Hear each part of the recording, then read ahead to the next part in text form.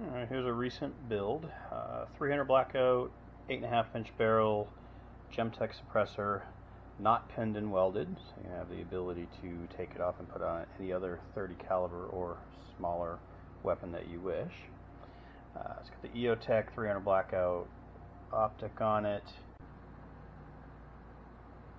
Not sure if you can see that or not. That's with your front sight post up.